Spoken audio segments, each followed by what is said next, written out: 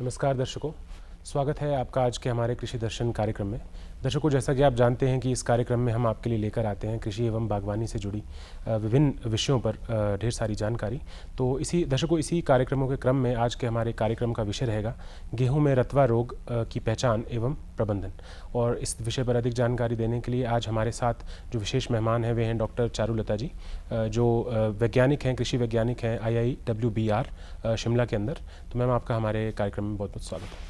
सभी किसान भाइयों को मेरा नमस्कार और धन्यवाद।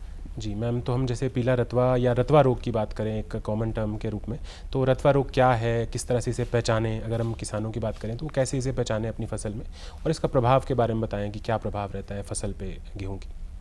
तो किसान भाइयों को मैं जानकारी देना चाहूँगी, जो ये मौसम चल रहा है वो गेहूं का मौसम है। इसमें गेहूं जैसे हम नवंबर में गेहूं को उगाते हैं और उस सोइंग करते हैं, उसके बाद मार्च अप्रैल जो जैसे हमारे जो क्लाइमेटिक जोन्स हैं उसके हिसाब से अलग अलग हम समय पे उसकी कटाई करते हैं। तो इस गेहूं के लिए जो कि मुख्य फसल है हमारे भारत में, खाने में उपयोग होती है तथा अन्य सभी जो सामान बनते हैं खाद्य पदार्थ और एनिमल फीड के रूप में भी इस्तेमाल होती है, एक मुख्य खाद्यान्न है। और इसमें लगने वाले जो रतवा रोग हैं, रस्ट डिसीजेज, वो बहुत ही प्रमुख रोग हैं। गेहूं में लगने वाले सभी रोगों से बढ़कर इनका प्रकोप है। और अगर हम बात करें कि इनकी पहचान कैसे करनी है, तो मैं बताना चाहूँगी मेरे किसान भाइयों को कि रतवा रोग जो है वो 3 प्रकार के रोगों को मिलकर रतवा रोग बनते हैं। उसमें 3 प्रकार के रोग आते हैं, पीला रतवा, भूरा रतवा एवं काला रतवा। पीला रतवा को हम बोलते हैं पक्सीनिया स्ट्राइफॉर्मिस, जो है इसका जनक है, जो इसका रोगाणु है, और इसको हम स्ट्राइप रस्ट भी बोलते हैं, क्योंकि यह जो पत्तियों पर जो इसकी संरचना रहेगी वह धारीदार रहेगी। तो अगर हम पीला रतवा को पहचाने तो पत्ती को छू कर देखें, किसान भाई अगर पत्ती को छुएंगे और उस पर पीले धारीदार लाइनें हैं तो उसमें हल्दी का पाउडर हमारे हाथ में आएगा, जैसे हल्दी पाउडर जैसा होता है वो हमारे हाथ में लगेगा। और अगर जिस खेत में या जिस फील्ड में या जहाँ पे पीला रतवा का प्रकोप है तो वहाँ पे आपको मिट्टी पे भी पीला पाउडर झड़ा हुआ दिखेगा। अब हम दूसरे रोग की बात करते हैं, भूरा रतवा। तो किसान भाइयों, भूरा रतवा जो है उसका रंग थोड़ा हल्का भूरा से गहरा डार्क ब्राउन तक मिलता है, और इसमें क्या है, स्पॉट्स मिलेंगे, बिंदियों के आकार के छोटे छोटे धब्बे मिलेंगे, और वह पूरी पत्ती पर उनकी कोई जैसे पीला रतवा में धारीदार उसकी संरचना होगी, इसमें कोई संरचना नहीं होती, एनोनिमस टाइप में वो पूरी पत्ती पर फैले मिलेंगे। तीसरी अगर हम रोग की बात करें तो काला रतवा। काला रतवा जो होता है पक्सीनिया ग्रामिनिस, जो इसका जीवाणु है, रोगजनक है, ग्रामिनिस है, और इसमें काले रंग के बड़े भूरे और काले रंग के स्पॉट मिलेंगे पत्तियों पर, और पत्तियों के साथ साथ इसको हम तना रतवा भी बोलते हैं। इसका जो प्रकोप है वो तने पर भी होता है। तो इस तरीके से हम इसकी पहचान कर सकते हैं, भूरा रतवा, काला रतवा और पीला रतवा।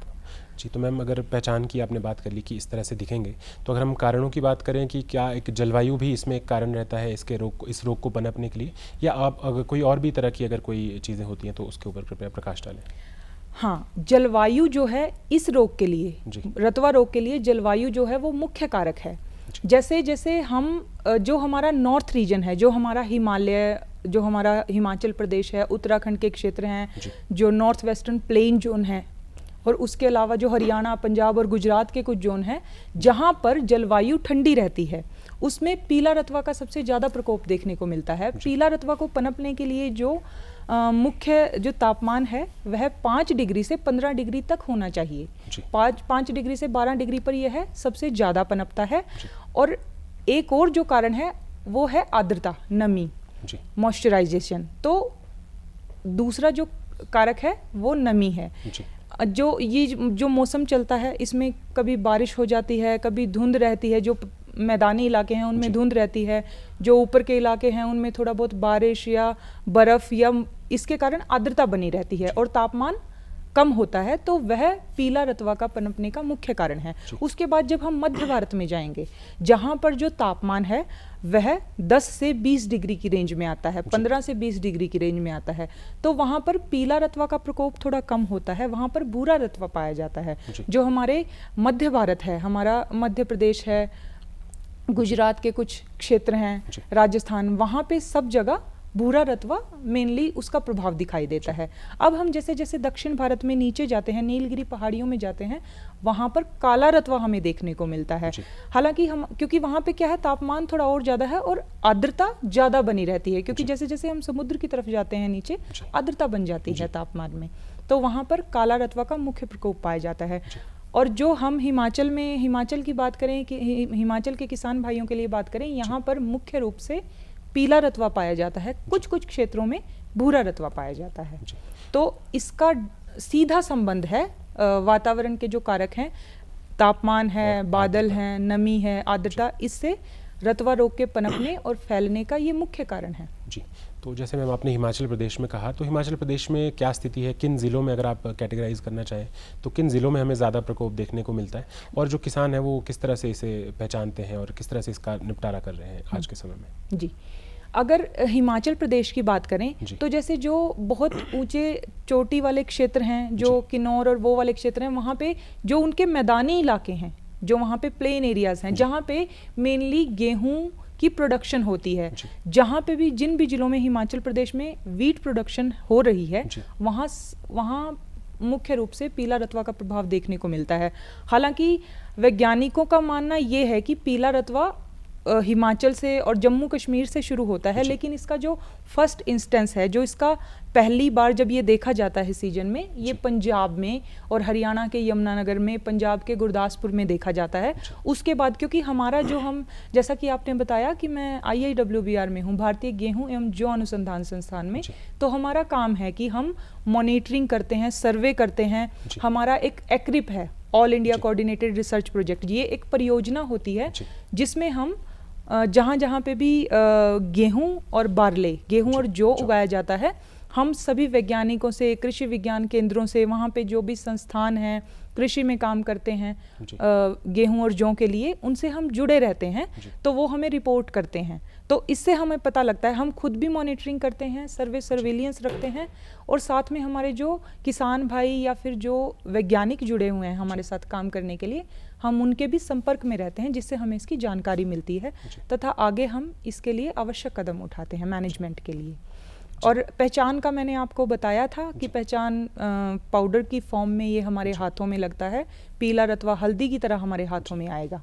अगर हम पत्ती को छूते हैं या पत्ती को झाड़ते हैं तो पाउडर की तरह निकलेगा, बिल्कुल हल्दी के पाउडर की तरह दिखाई देता है। जी मैम, जैसे आपने पहचान बताई कि इस तरह से रहेगी, कुछ संरचनाएं बनती हैं, कुछ में आपको सीधे आपको स्पोर्स मिलेंगे या फिर आपको कुछ जगह धारियों के फॉर्म में मिलता है। तो इसका मैम अगर हम प्रभाव देखें तो जो क्रॉप पे अल्टीमेटली उसकी प्रोडक्शन पे क्या प्रभाव पड़ता है, कि कितनी वो उत्पादन उसका घटता है, क्षमता कितनी होती है, या जो आपका पौधा है ओवरऑल ही वो समाप्त हो जाता है पूरा ही पौधा? हाँ, तो ये एक बहुत अच्छा प्रश्न आपने किया है, और मैं बताना चाहूँगी कि जो पीला रतवा है, अगर हमारे खेत में ससेप्टिबल वैरायटी है तो पूरा का पूरा खेत खत्म हो जाता है। पीला रतवा का इतना प्रभाव रहता है कि ये 80 से 90% तक फसल कम कर देता है। हालांकि जो हमारे वैज्ञानिक हैं वो हमेशा कार्यरत रहते हैं, जैसे ही हमें कहीं पे नया प्रभेद मिलता है, पैथोटाइप मिलता है, तभी हम उसके लिए ब्रीडिंग करना शुरू कर देते हैं, गेहूं के नए वैरायटीज़ बनाना शुरू कर देते हैं। तो ये नौबत हम आने नहीं देते। हमारा जो मॉनिटरिंग और सर्विलियंस है उसका यही मेन कारण है कि हम इसको तुरंत पहचानते हैं, तुरंत उसको प्रयोगशाला में लाते हैं और हमारे वैज्ञानिकों को जानकारी देते हैं ताकि उसके लिए आवश्यक कदम उठाए जा सकें। तो अगर हम बात करें भूरा रतवा की, तो भूरा और काला रतवा उसके प्रकोप भारत में कम देखे गए हैं। जो भारत में है काला रतवा का प्रकोप सबसे कम देखा जाता है, लेकिन फिर भी 50% तक फसल का नुकसान कर सकता है काला रतवा। लेकिन पीला रतवा और भूरा रतवा दोनों अगर मिला के देखा जाए तो 80 से 90% लॉस कर सकते हैं, क्योंकि रतवा क्या करता है, रतवा एक, जैसे मैंने बताया, रस्ट डिसीजेज जो हैं वो एक फंगल डिसीज है, कवक की वजह से होते हैं। और ये कवक क्या है, पक्सीनिया कवक है। जैसे येलो के लिए पक्सीनिया स्ट्राइफॉर्मिस, ब्राउन के लिए पक्सीनिया ट्रिटिसिना, ब्लैक के लिए पक्सीनिया ग्रामिनिस।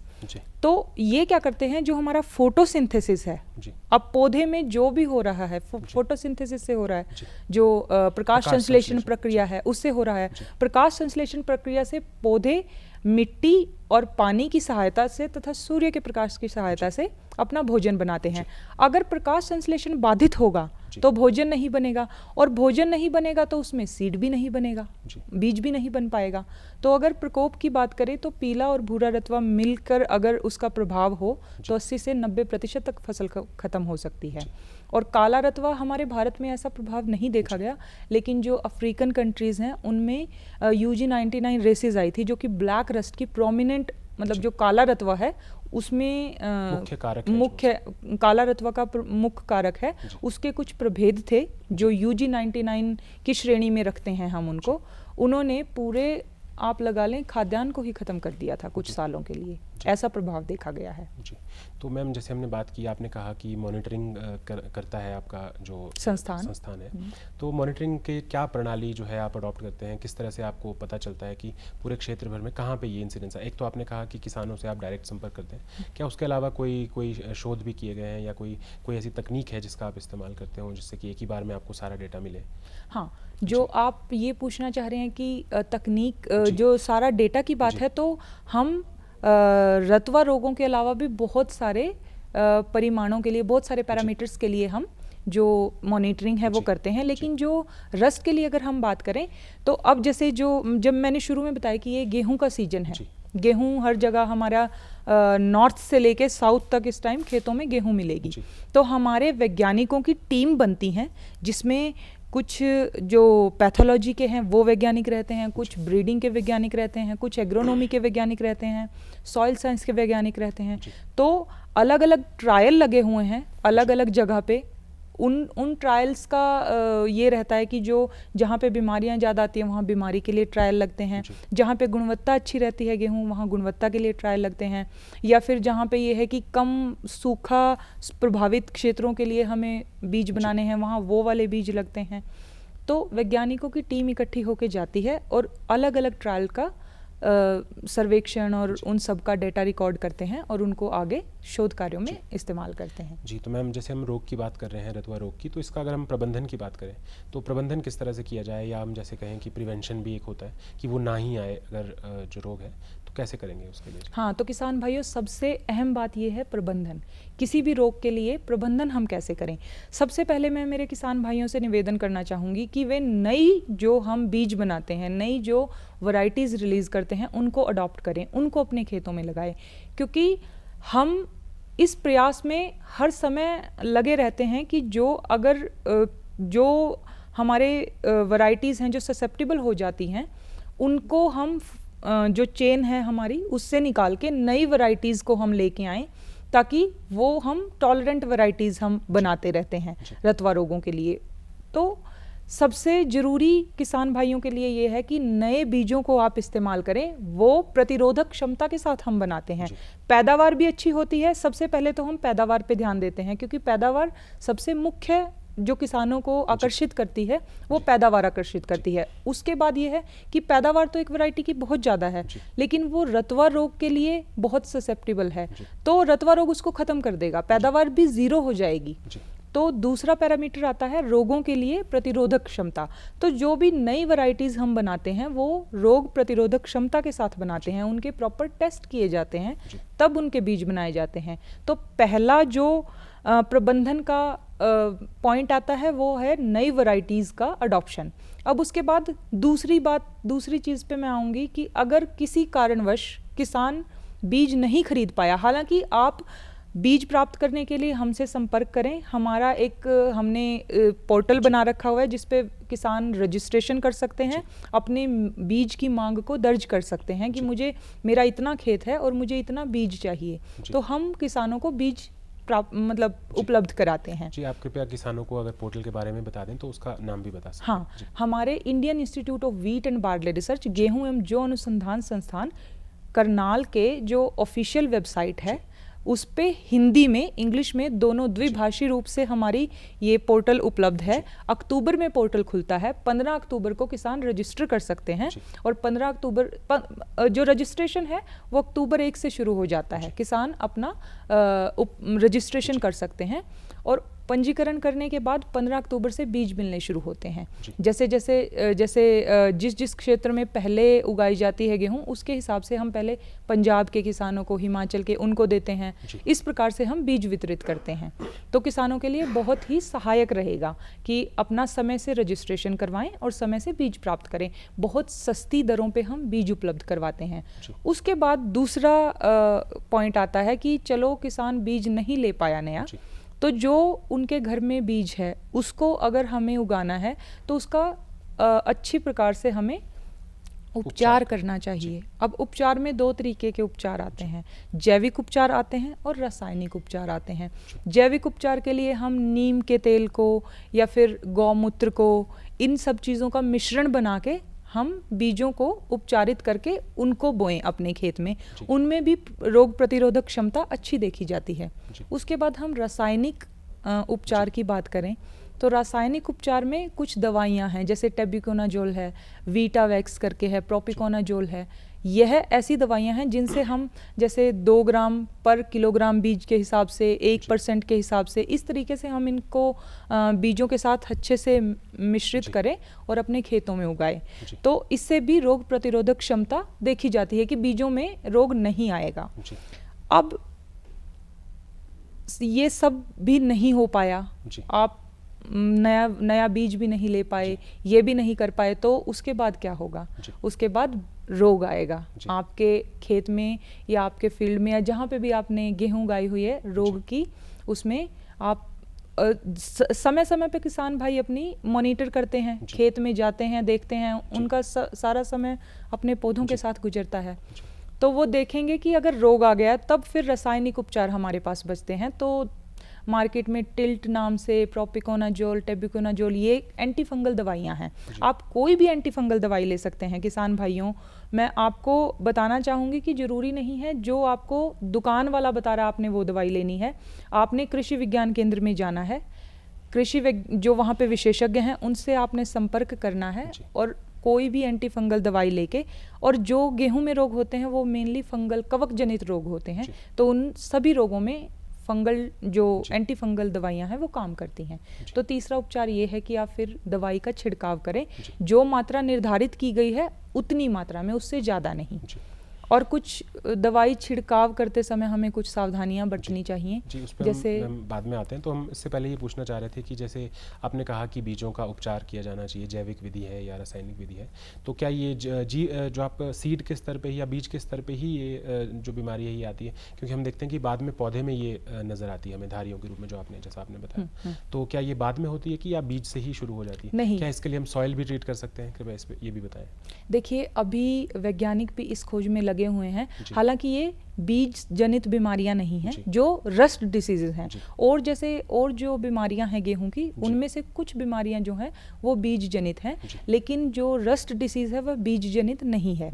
लेकिन बीज जनित नहीं है, पर अगर बीज में प्रतिरोधक क्षमता होगी तो उस पर अटैक नहीं हो पाएगा। तो जेनेटिक कारण है पर बीज से उत्पन्न नहीं होती। ऐसा नहीं है कि बीज के अंदर इसका जो रोगाणु है वो बीज के अंदर नहीं छुपता। आपका प्रश्न ये है कि बीज जनित है, तो हम जो उसकी ट्रीटमेंट कर रहे हैं, जो उपचार कर रहे हैं, वो हम बीज स्तर पे कर रहे हैं ना। हाँ। जो आपने कहा, तो उसके बाद कैसे वो फिर भी पनपता है? उसके बाद भी क्या उसके लिए फिर अब छिड़काव की विधियों पे? हाँ, उसके बाद हम छिड़काव की विधियों पे जाएंगे। हाँ, तो बीज क्या क्या विधियाँ रहेंगी मैम छिड़काव की, और उसमें क्या सावधानियाँ हैं जिस पे हम आने वाले थे? हाँ, तो उसके अगर हम जब पौधे में दिखाई देने लगे प्रभाव, तो उसके बाद हम केमिकल जो हमारे बाजार में उपलब्ध हैं, दवाइयाँ हैं, उनका छिड़काव ही एकमात्र उपाय रह जाता है, क्योंकि हमारी सारी पहली और दूसरी स्टेज निकल चुकी है। अब हम 3rd स्टेज पे हैं। अब क्या रहेगा कि हम जो मार्केट में हमारे पास रासायनिक उपचार, रासायनिक दवाइयाँ उपलब्ध हैं, उनको हम जो निर्धारित मात्रा है उसके अनुसार अपने खेत में छिड़काव करें। और जो ध्यान देने योग्य बातें ये है कि अगर बारिश हो रही है तो किसान भाई छिड़काव ना करें, क्योंकि बारिश में दवाई धुल जाएगी, पौधे पर उसका जो प्रभाव होना चाहिए वह नहीं हो पाएगा। बादल हैं आसमान में तब भी थोड़ा सा हमें अवॉइड करना चाहिए, या फिर खेत में पानी भरा हुआ है। कुछ परिस्थितियां हैं जिनको हमें ध्यान में रख के ही दवाई का छिड़काव करना चाहिए। जी, अगर मैम जैसे इसमें एक ये भी बात आती है कि अगर आपने छिड़काव कर दिया है, आपको लगा कि बारिश नहीं है, तो अगर उसके 2-3 घंटे बाद या थोड़े समय बाद बारिश होती है, तो क्या फिर भी उसके धुलने का खतरा है या फिर तब तक वो परकोलेट कर जाती है? हाँ, तो किसान भाइयों यह बहुत ध्यान देने योग्य बात है। अगर आपने दवाई का छिड़काव किया है और 3 या 4 घंटे के बाद बारिश होती है, तो आप समझिए कि दवाई ने अपना प्रभाव कर दिया है, क्योंकि 2-3 घंटे के बाद दवाई पौधे में परकोलेट कर जाती है, एंटर कर जाती है। दवाई अपना प्रभाव 2-3 घंटे में कर चुकी है, क्योंकि फंगल डिसीज है, वो ऊपर जो फंगस है पत्ती के ऊपर है, तने के ऊपर है, तो उसने अपना प्रभाव 2-3 घंटे में कर दिया है।